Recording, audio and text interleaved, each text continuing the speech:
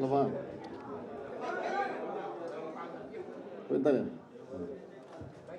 ஆரம்பிக்கலாமா? அனைவருக்கும் வணக்கம். இன்னைக்கு நடந்த அமைச்சரவை கூட்டத்தில் நிதிநிலை அறிக்கை குறித்து பல்வேறு விளக்கங்களை அந்த துறையினுடைய அதிகாரிகள் தெளிவாக எடுத்து சொல்லியிருக்கிறாங்க. அது மட்டும் இல்லாமல்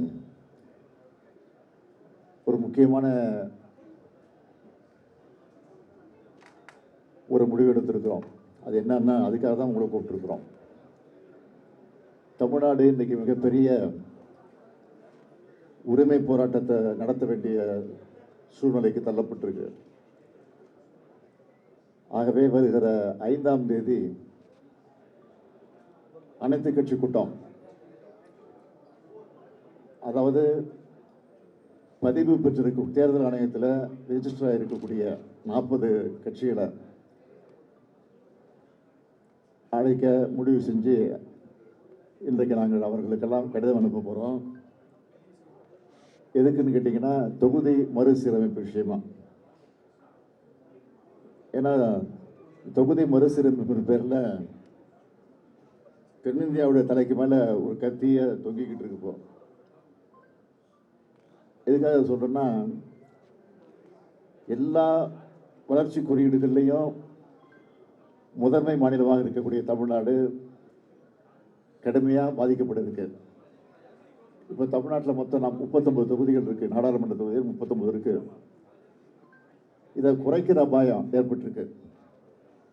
ஒன்றிய அரசு 2026ஆம் ஆண்டில் மக்களவைத் தொகுதிகளுடைய எண்ணிக்கையை மறுசீரமைப்பு செய்ய போகிறாங்க. பொதுவாக இதெல்லாம் மக்கள் தொகையை கணக்கிட்டு தான் செய்யப்படுது. மக்கள் தொகை கட்டுப்படுத்தல் என்பது இந்தியா நாட்டுடைய மிக முக்கியமான இலக்கு. அந்த இலக்கை பொறுத்த வரைக்கும் நம்ம தமிழ்நாடு வெற்றி பெற்றிருக்கு. அது எல்லாருக்கும் தெரியும். பல பத்தாண்டுகளாக வெற்றிகரமான குடும்ப கட்டுப்பாடும்,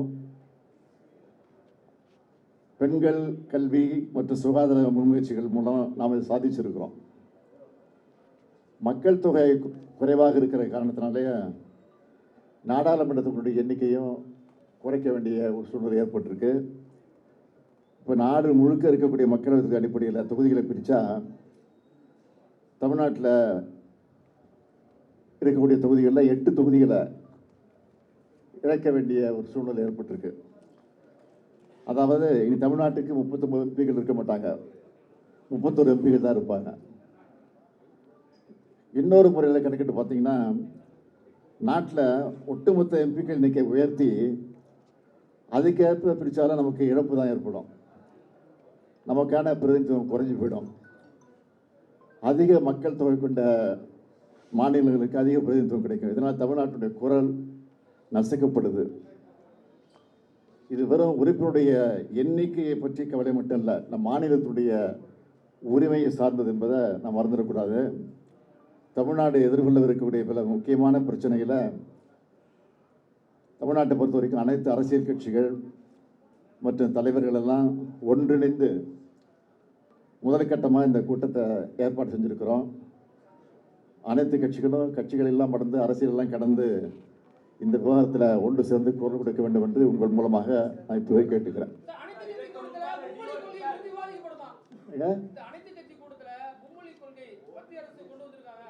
அதாவது இது அனைத்து என்ன கேட்டீங்க?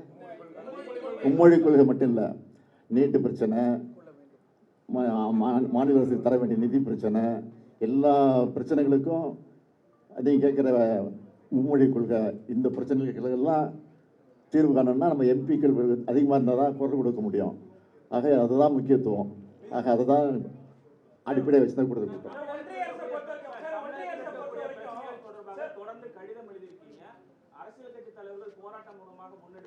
எதுக்கு?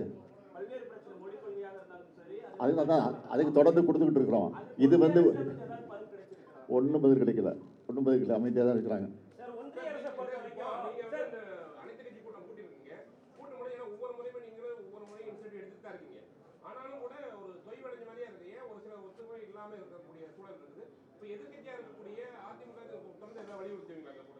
இந்த கூட அதிமுக வர போகிறாங்க.